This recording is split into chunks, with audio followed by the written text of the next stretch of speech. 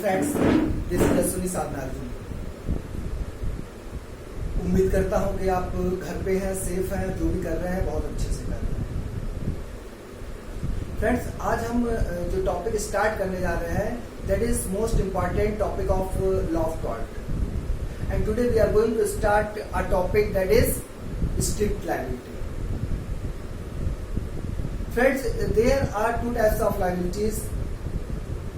First one is fault theory and second one is no fault theory. Or we can say a person may be held liable either under fault theory or under no fault theory. Under fault theory, a person may be held liable if that person is on fault. For example, if any person does any tortious act intentionally or negligently, then that person may be held liable because that person is doing that particular tort with fault. And this is a general rule and this is logical. That or only that person may be held liable if that person commits any tort with fault. But there is another theory that is no fault theory. It means under no fault theory a person may be held liable if that person is not on fault. Means a person neither is doing his or her work intentionally nor negligently, or we can say a person takes all the precautions to do any activity. Even then that person may be held liable. And this concept is called no fault theory. The examples of no fault theories are strict liability and absolute liability. Now we are going to discuss what is the concept of strict liability. Under strict liability, a person may be held liable for any tortious act without any fault. The rule of strict liability was propounded by House of Lords in the case of Reliance versus Fletcher. जो strict liability का concept था, ये Reliance versus Fletcher का एक case हुआ, उसमें ये स्थापित किया गया, एस्टैब्लिश्ड किया गया। अब देखिए बहुत इजी वे में आप देखिए कि इस केस में क्या हुआ था। जो डिफेंडेंट था उस डिफेंडेंट ने क्या किया कि एक उसकी मिल थी और उस मिल को पानी प्रोवाइड कराने के लिए उसने एक रिजर्वायर को बनवाया। Defendant make a reservoir to provide the water to his mill with the help of independent contractor and engineer. उसने क्या किया, एक रिजर्वायर बनवाया। अच्छा, इंडिपेंडेंट कॉन्ट्रैक्टर ने और इंजीनियर्स ने रिजर्वायर बनाया और प्रॉब्लम ये हो गई कि जिस जगह पे रिजर्वायर बनाया गया था उस जगह पे कुछ डिस्यूज शैफ्ट थे, कुछ नालियां थी जो नीचे गई थी, उनका यूज नहीं हुआ था काफी टाइम से, उनके ऊपर धूल वूल भी सब आ गई थी, डस्ट आ गया था, जिसकी वजह से पूरी छानबीन करने के बाद भी न तो इंडिपेंडेंट कॉन्ट्रैक्टर जो थे और उनके इंजीनियर्स जो थे वो उस चीज को सर्च नहीं कर पाए, मिस हो गए उनसे मिस हो गई। पूरा रिजर्वायर बनके तैयार हो गया। जैसे ही रिजर्वायर में पानी भरा गया तो क्या हुआ कि वो नालियां जो डस्ट से बंद हो गई थी वो खुल गई, जो थे वो खुल गए और नीचे पानी चला गया उससे। अब इसके पास में ही जो है पास में लगी हुई जो लैंड थी वो थी प्लेंटिफ की, उसकी कोल माइन थी वहां पे। तो ये पानी नीचे से होता हुआ कहाँ चला गया, कोल माइन में चला गया। और कोल माइन में अगर पानी चला जाएगा तो क्या होगा, कोयला तो खराब हो जाएगा। तो उस प्लेंटिफ को हुआ नुकसान। ठीक, सीधी सी बात है कि प्लेंटिफ को जब नुकसान हुआ तो प्लेंटिफ ने क्या किया, केस फाइल किया। और केस फाइल इस बात के लिए किया है कि भाई उसको कंपनसेशन दिलाया जाए। अब देखिए, अगर किसी भी एक जनरल पर्सन से पूछा जाए तो यही कहेगा कि हाँ उसकी बेचारे कोई गलती नहीं है, उसका नुकसान भी हुआ है तो उसको कंपनसेशन मिलना चाहिए। लेकिन कोर्ट के सामने क्वेश्चन ये था, कोर्ट को भी लग रहा था कि हाँ ये बात सही है कि इसको कंपनसेशन मिलना चाहिए, लेकिन उस समय जो भी लॉस थे उनसे कंपनसेशन मिल नहीं पा रहा था। मिल इसलिए नहीं पा रहा था क्योंकि वाइगेरियस लायबिलिटी इंपोज नहीं हो पा रही थी। Because for the vicarious liability there must be a relationship of master and servant, but in this very case the relationship is not of master and servant, but master and independent contractor, owner and independent contractor. So the remedy the remedy could not be provided with the help of vicarious liability।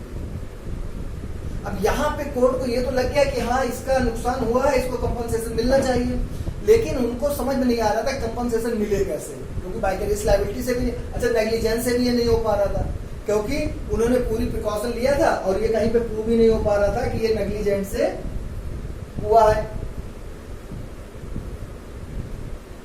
अब court को ये तो पता लग गया कि भाई इसको कंपनसेशन मिलना चाहिए, कोई लॉ था नहीं। अब यहाँ पे आप रिलेट कीजिए, हमने दो मैक्सिम पढ़ी थी रेमेडी के लिए, इबीजस इबी रिमेडियम और इबी रिमेडियम इबीजस। इबीजस इबी रिमेडियम, there is a right, there is remedy.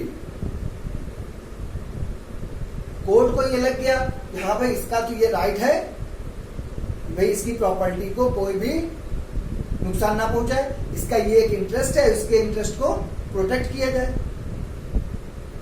अब प्रॉब्लम ये आ रही है प्रोटेक्ट किया कैसे जाए। तो हमने आपसे कहा था कि ये लॉ ऑफ टॉर्ट है।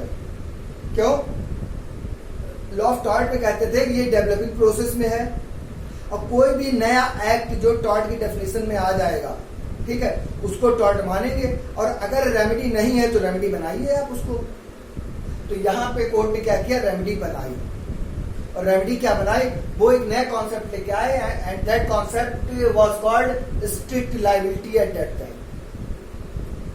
उस कॉन्सेप्ट को क्या नाम दिया गया, स्ट्रिक्ट लायबिलिटी का कॉन्सेप्ट दिया गया। किस केस में दिया गया, रिलायंस वर्सेस फ्लेचर के केस में दिया गया। किसने डिसाइड किया, हाउस ऑफ लॉर्ड्स ने डिसाइड किया। पहले ये एक्सचेकर चैम्बर में गया था, उसके बाद फाइनल जो डिसाइड किया गया वो हाउस ऑफ लॉर्ड्स के द्वारा डिसाइड किया गया। अब कोर्ट ने देखिए किस बेस पे किया। कोर्ट का ये कहना था, if any person brings collects any hazardous thing in his और हर premises with the knowledge that if that hazardous thing escapes, then many persons may be injured due to that hazardous thing. If it happens, then prima facie the whole liability is of that person who collect or brings the hazardous thing in his or her premises। सीधे सीधे इन्होंने कहा कि अगर कोई भी person कोई भी डेंजरस और हजार्डस थिंग्स, खतरनाक चीज अपने प्रेमिसेस में लाता है, पहली चीज प्रेमिसेस में लाता है, कलेक्ट करता है, ठीक। दूसरी चीज उसको ये नॉलेज है, हाँ कलेक्ट करता है, और किस लिए कलेक्ट करता है, with the purpose of own benefit. और उसका पर्पस क्या है कि उससे हमारा फायदा हो। कोई पर्सन अपने फायदे के लिए अगर कोई भी खतरनाक या हजार्डस थिंग अपने यहाँ प्रेमिसेस में लेके आता है, और उसको ये नॉलेज भी है, और उसको मतलब है a prudent person may have knowledge that if that particular hazardous thing escapes then it may be harmful for the society. कोई चीज लेके आता है, उसको ये आइडिया भी है, ये जानता है, या एक प्रूडेंट पर्सन जान सकता है कि अगर ये चीज यहां से निकल गई बाहर तो ये लोगों को नुकसान पहुंचा सकती है। और अगर इससे किसी को इंजरी हो जाती है, कोई पर्सन इंजर्ड हो जाता है,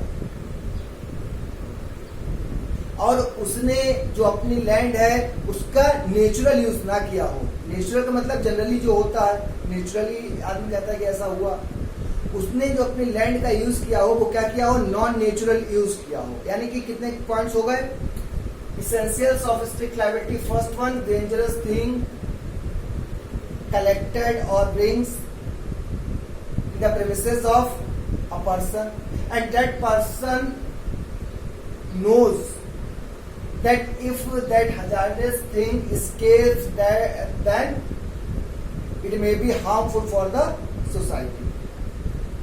Second, escape. That hazardous thing must escape from the premises of that person. escape की हो, इंजरी की हो। और थर्ड क्या है, non natural use of land, और जो लैंड है उसका यूज कैसे हो, नॉन नेचुरल यूज किया गया हो। अगर ये कंडीशंस पूरी हो जाती है तो ये कहा जाएगा कि ये स्ट्रिक्ट लायबिलिटी है, और इसको ये कहने का मौका नहीं दिया जाएगा कि भाई हमने ये इंटेंशनली नहीं किया, ये तो गलती से हो गया, या हमने तो भाई देखो नेग्लिजेंस भी हमारी कोई नहीं थी, हम तो पूरा ध्यान रखे हैं। ये कुछ भी कहने का मौका इसको नहीं दिया जाएगा, और इसकी लायबिलिटी कैसी हो जाएगी, स्ट्रिक्ट हो जाएगी। कॉन्सेप्ट अच्छा है, सीधा सा, लेकिन इसमें कुछ टेक्निकल चीजें हैं जिसे अब हम एक एक चीज आपसे डिस्कस कर रहे हैं। जैसे इन्होंने ये तो कह दिया डेंजरस थिंग, अब हम किसको डेंजरस थिंग माने, किसको ना माने। तो whether a particular thing is hazardous or not, it will depend upon the case to case and decided by the court, because a particular thing in one situation or in one quantity may be harmful or may not be harmful। कि कोई भी चीज जो है वो dangerous कभी हो सकती है, कभी नहीं हो सकती है। जैसे मान लीजिए पानी हो गया, अब पानी क्या है, पानी के बिना तो हम जी ही नहीं सकते हैं, ठीक है। लेकिन पानी अगर बाढ़ का रूप ले ले तो वो क्या हो गया, हैजार्डस हो गया। खूब बड़ी टंकी में आपने उसको रिजर्वायर में इकट्ठा किया अगर, तो वो क्या हो गया, हैजार्डस हो गया। ऐसे ही कोई गैस हो गई, पॉइजनस ट्रीज हो गए, वायर्स हो गए, कोई ऐसे करंट हो गया, इलेक्ट्रिसिटी हो गया। ये डिपेंड करेगा केस टू केस कि कौन सी चीज डेंजरस है, कौन सी नहीं। Most important element of this topic is escape, कि उस चीज का स्केप होना बहुत जरूरी है।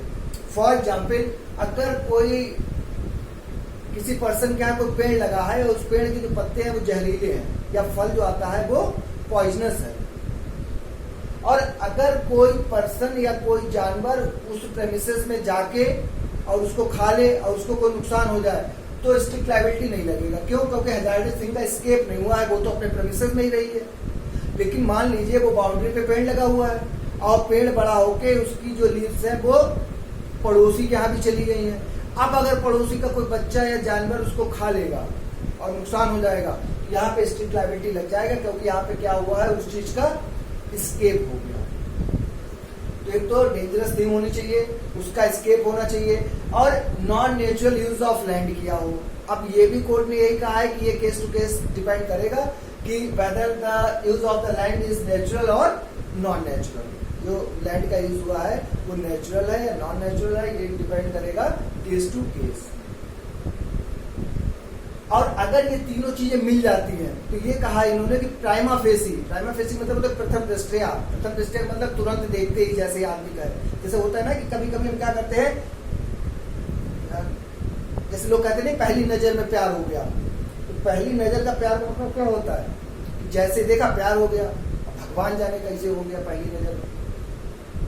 पहली नजर में अगर हो गया तो होना भी नहीं चाहिए ना कि आप किसी के बारे में जानते नहीं है, और पहली नजर में नहीं, उसमें तो आप टाइम देना चाहिए आदमी को। लेकिन जो प्राइमा फेसी वर्ड है उसका मतलब यही होता है पहली नजर, जैसे हमने देखा तुरंत। तो प्राइमा फेसी ये होता है कि जो लायबिलिटी मानी जाती है वो किसकी मानी जाती है, जिसने वो चीज अपने यहाँ कलेक्ट की है। But there are some exceptions of the rule of strict liability. Strict liability के इन्होंने 5 एक्सेप्शंस बताए हैं। There are 5 exceptions of strict liability. First one, plaintiff the wrong doer और द प्लेंटिफ ऑन डिफॉल्ट। जो plaintiff है, जो case करने जा रहा है, वो खुद ही अगर गलती कर रहा हो। प्लेंटिफ द रॉन्ग डूअर पे जो लीडिंग केस है वो पोंटिंग वर्सेस नोक्स का केस है। पोंटिंग वर्सेस नोक्स का केस वही हुआ था जो हमने अभी आपको बताया कि किसी के घर में एक कोई पॉइजनस ट्री था और जो प्लेंटिफ था उसका घोड़ा खुद उसके प्रेमिसेस में गया, वो खा के मर गया जाके। इन्होंने केस फाइल किया तो कोर्ट ने कहा कि नहीं नहीं नहीं, स्ट्रिक्ट लायबिलिटी तब इम्पोज होगा जब वो उस हैजार्डस थिंग का एस्केप होना चाहिए। अब आपके केस में एस्केप हो ही नहीं रहा है, आप खुद गलती कर रहे हैं, आपका घोड़ा उनके यहाँ गया क्यों? प्रेमिसेस में। ठीक। दूसरा जो एक्सेप्शन इसका है वो है act of God. Act of God जो है इस पे लीडिंग केस है निकोलस वर्सेस मार्शलैंड। जब हमने जनरल डिफेंसेस पढ़े थे वहां भी हमने ये केस पढ़ा था, एक्ट ऑफ गॉड पे निकोलस वर्सेस मार्शलैंड का। या इन्होंने क्या मतलब, इन एक्सेप्शंस का मतलब है ये सब चीजें प्रूव होने के बाद भी, इसीलिए हमने कहा ना प्राइमा फेसी, अगर जो डिफेंडेंट है कोई ये प्रूव कर देता है कि नहीं ये नुकसान तो हुआ है लेकिन वो नुकसान इन 5 में से किसी वजह से हुआ है, तो वो लायबिलिटी से बच जाएगा। मतलब उसके पास 5 रास्ते हैं अपनी लायबिलिटी से बचने के। 5 रास्ते में पहला रास्ता क्या है? Plaintiff the wrong doer. अगर वो ये प्रूव कर दे कि ये सामने वाला खुद गलती कर रहा है, या अगर मेरे घर में ना आता तो क्यों जो है ये घोड़ा मरता है, इसका घोड़ा क्यों है मेरे घर में? या उन्होंने कहा भाई हमारी कोई गलती नहीं है। जैसे अब मान लो रिजर्व बार की बात आई, इसमें निकोलस वर्सेस मार्शलैंड में ये हुआ था, उन्होंने एक जगह को पानी इकट्ठा किया और उस बार क्या हुई, जो सोच भी नहीं सकता था आदमी, इससे ज्यादा बारिश हुई वहां पे। हैवी रेनफॉल की वजह से क्या हुआ, वो टूट गया रिजर्व पर, और उससे क्या हुआ कि प्लेंटिफ का नुकसान हुआ। उसने केस फाइल किया तो उसने डिफेंस क्या ले लिया, एक्ट ऑफ गॉड। बोले ये तो एक्ट ऑफ गॉड की वजह से हो गया। तीसरा कंसेंट। कंसेंट पे केस है आपका कारस्टेयर्स वर्सेस टेलर। कारस्टेयर्स वर्सेस टेलर में क्या था कि इसमें जो डिफेंडेंट था वो रहता था फर्स्ट फ्लोर पे और प्लेंटिफ रहता था ग्राउंड फ्लोर पे। दोनों ऊपर नीचे रहते थे। प्लेंटिफ रहता था ग्राउंड फ्लोर पे और डिफेंडेंट रहता था फर्स्ट फ्लोर पे। दोनों के बेनिफिट के लिए, दोनों के यूज के लिए एक पानी की टंकी रखी गई थी ऊपर। अब वो पानी की टंकी में से पानी लीक कर गया, जिससे क्या हुआ, जो पानी लीक करेगा ऊपर तो जाएगा नहीं, नीचे गया ग्राउंड फ्लोर पे। इसका काफी नुकसान हो गया। इसने केस फाइल किया तो कोर्ट ने इस केस में ये कह दिया, बोले कि देखिए इसकी लायबिलिटी नहीं है डिफेंडेंट की, क्योंकि जब आप अपने दोनों को बेनिफिट के लिए पानी रखे हुए हो, यहाँ पे आपने इम्प्लाइड अपनी कंसेंट दे रखी है कि अगर मान लो कोई चीज लीक हो जाए, कुछ हो जाए, ठीक है, तो आपने कंसेंट दे दी है, इसलिए इसकी लायबिलिटी नहीं हो, कंसेंट में आ गया। चौथा एक्सेप्शन इसका है एक्ट ऑफ थर्ड पार्टी। मान लीजिए ना तो एक्ट ऑफ गॉड हुआ, ना प्लेंटिफ खुद गलती कर रहा है, एक स्ट्रेंजर आया, कोई स्ट्रेंजर जो है वो बम लगा के चला गया। स्ट्रेंजर ने क्या किया, उसको तोड़ दिया।